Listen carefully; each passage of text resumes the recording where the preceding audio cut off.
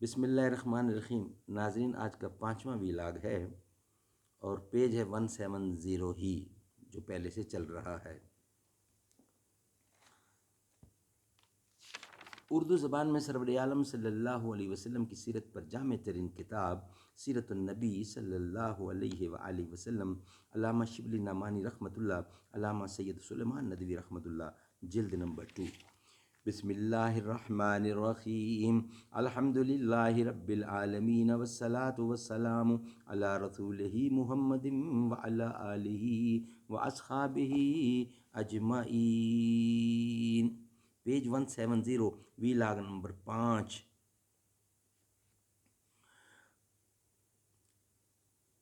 تمنا ہے کہ اس دنیا میں کوئی کام کر جاؤں، جو ہو سکے تو دشمن محمد کو ناکام کر جاؤں۔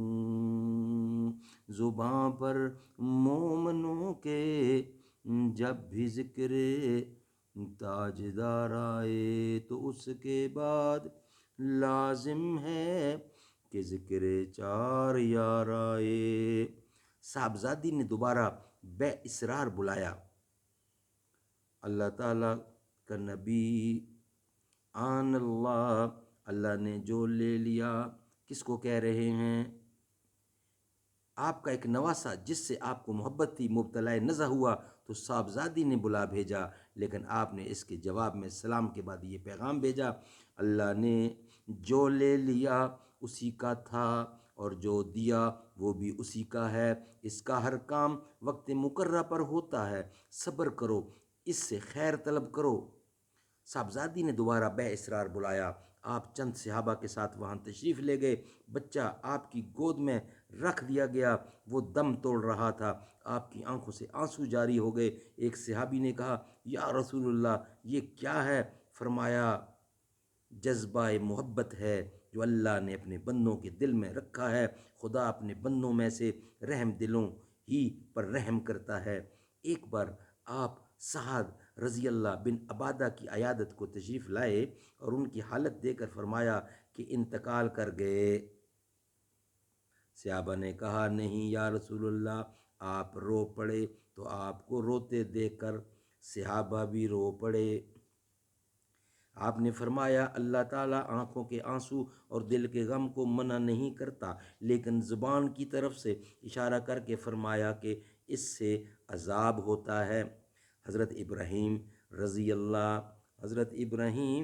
رضی اللہ کی وفات کے وقت جب آپ کی آنکھوں سے اشک محبت جاری ہوئے تو عبد الرحمن رضی اللہ بن عوف نے کہا، یا رسول اللہ، یہ کیا بات ہے؟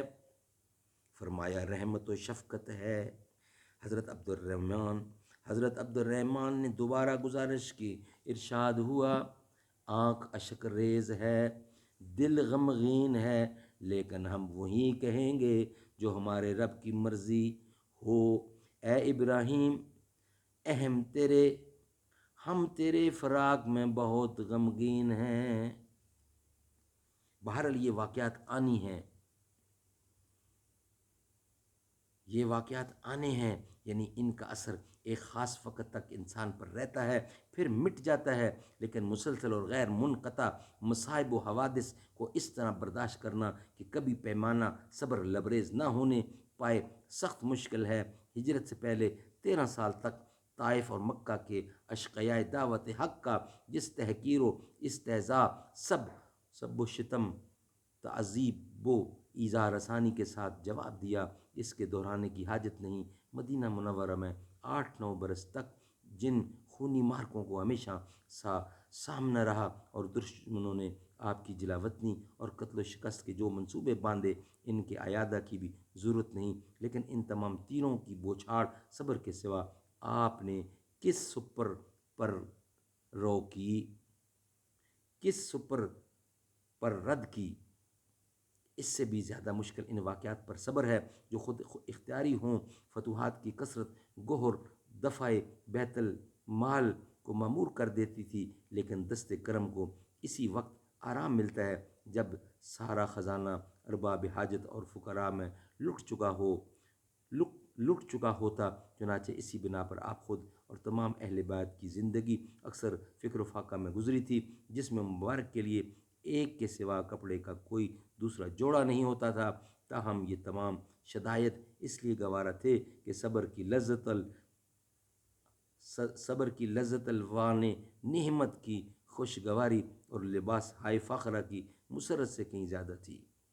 لیکن جب سے زیادہ حوصلہ شکنی اور صبر آزما اس تیر کا نشانہ ہے جو دشمنوں کے نہیں بلکہ دوستوں کے ہاتھ سے لگایا جائے۔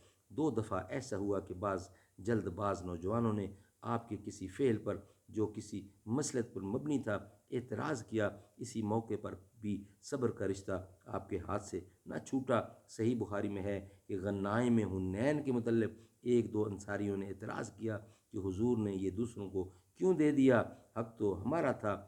آپ کو اس کی خبر پہنچی تو فرمایا، موسیٰ پر خدا کی رحمت ہو، وہ اس سے بھی زیادہ اپنے دوستوں کی طرف سے ستائے گئے ہیں، لیکن انہوں نے بھی صبر کیا۔ سبحان اللہ، سبحان اللہ۔ اللہ کے نبی کی یہی شان ہونی چاہیے تھی اور ہے۔ آمین ثم آمین بجا خاتم النبیین۔